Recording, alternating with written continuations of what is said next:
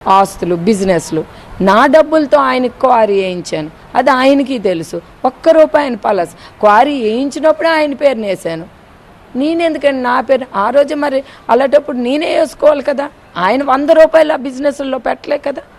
నా ఫాదర్ ఇచ్చిన 2 acres ల్యాండ్ని అమ్మి ఫ్యాక్టరీని స్టేబుల్ చేశాను. అలాంటప్పుడు నా ₹74 లక్షల మా ఫాదర్కు ఉన్న పాతపట్నం ఆస్తిని ఎందుకండి అమ్ముతాను? మా మదర్ పేరుని ఉన్నది ఇంకా పక్కన అక్కడ ఇల్లుని, మా మదర్ పేరుని ఉన్న ఇల్లుని, టెక్కలు ఇప్పుడు ఇంకొక ఇల్లు ఉంది, మా మదర్ పేరుని ఉన్న ఇల్లుని నేను ఆయన పేరుని ఎందుకంటే ఆస్తులు కావాలంటే ట్రాన్స్ఫర్ చేస్తాను.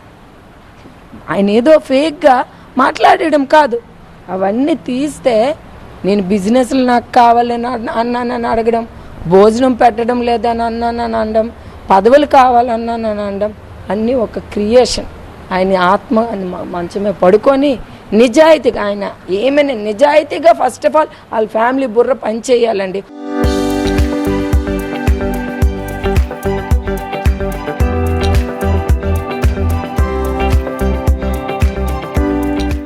ఊరోళ్ళు డబ్బులు తినేసి ఇవి నా డబ్బులు, ఇది నా అందరివి. అక్కడ అలా పలాసలో కూడా చాలామంది దగ్గర డబ్బులు తినేస్తారు, రౌడీయిజం చేసేస్తారు, ఆస్తులు ఆక్రమించేస్తారు. ఏమంటే ఇవి మావి అంటారు. అది ఎంతవరకు? పలాసలో వాళ్ళ హిస్టరీ తీసుకోండి.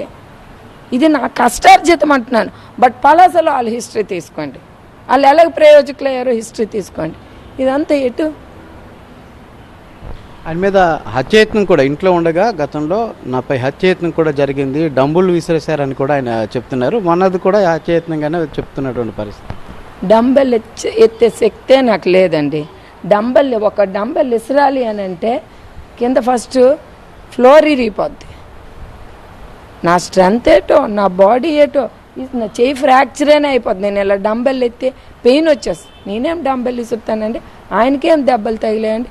ఆయనకేం ఇదే? మరి ఒకవేళ అలాగే జరిగింది అనుకోండి, మరి ఎందుకంటే కంప్లైంట్ ఇవ్వలేదు? హత్యాయత్నం చేస్తే ఈ 5 సంవత్సరాలు ఎప్పుడు ఆ డంబెల్ ఇసిరామో అప్పటి నుండి ఇతడు ఇంట్లో ఉన్నాను అంటున్నాడు కదా. ఇప్పుడు మొన్న ఇంటర్వ్యూలో నేను చూసాను, డంబెల్ ఎప్పుడు ఇసిరాడు అప్పటి నుండి ఇప్పుడు ఒక 5-6 సంవత్సరాలు 7-8 సంవత్సరాలు అయ్యింది. మరి ఇన్ని సంవత్సరాలు ఎలాగండి ఇంట్లో ఉన్నాడు? వెళ్ళిపోవచ్చు కదా. ఇప్పుడు మాకు గొడవ అయిన తర్వాత వాళ్ళ అమ్మాళ్ళ ఇంటికి వెళ్ళిపోయాడు కదా, మరి అలాగే అప్పుడే వెళ్ళిపోవచ్చు కదా. మేము అన్నింటినీ భరించాను, కడుపులు దాచుకున్నాను, పరువు అంటే కుటుంబం పరువు పోతుంది బయట పెడితే అనే ఉద్దేశంతోనే దాచుకున్నాను అనేది.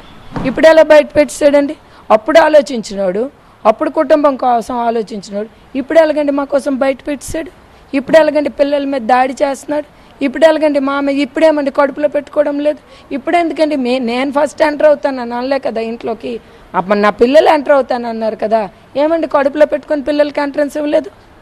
ఎందుకు ఇవ్వలేదు పిల్లలకి? నన్ను పక్కన పెట్టండి, పిల్లలకి ఎందుకండి ఎంట్రన్స్ ఇవ్వలేదు? కడుపులో పెట్టుకున్న మనిషి అయినా మేము కడుపులో పెట్టుకున్నాం. 29 సంవత్సరాలు రూపాయలు లేకపోయినా ఆర్థికంగా అన్ని రకాలుగా బ్యాక్ బోన్ నేనుంటూ నేను కడుపులో పెట్టుకొని నా పిల్లలు నేను సాక్రిఫైస్ చేస్తే ఈరోజు ఈ స్థాయిలో ఉన్నాడు. అది కూడా ఒక ఎమ్మెల్సీ పదవి, జగన్ అన్న అధికారంలో ఉన్నాడు కాబట్టి ఈ స్థాయికి వచ్చాడు ఆయన. అంతే. ఆరోపణలు కేవలం దువ్వాడ వాణి, దువ్వాడ శ్రీనివాస్ మధ్య పరిమితం కావట్లేదు. మీ ఫాదర్ని కూడా ఆయన ఆరోపించినటువంటి పరిస్థితి. ఆయన కూడా ఆయన అసలైన ఇదని చెప్పేసి చెప్తున్నారు. తర్వాత ఆయన తాగుబోతు అని, తర్వాత ఇంకా ఇది కూడా మా డాడీ కోసం అంటే వీడికి ఈడ్ సీడ్స్ తన్నేస్తారు. చెప్పండి, ఈడ్ సీడ్స్ తన్నేస్తాడు, మామూలుగా ఉండదు.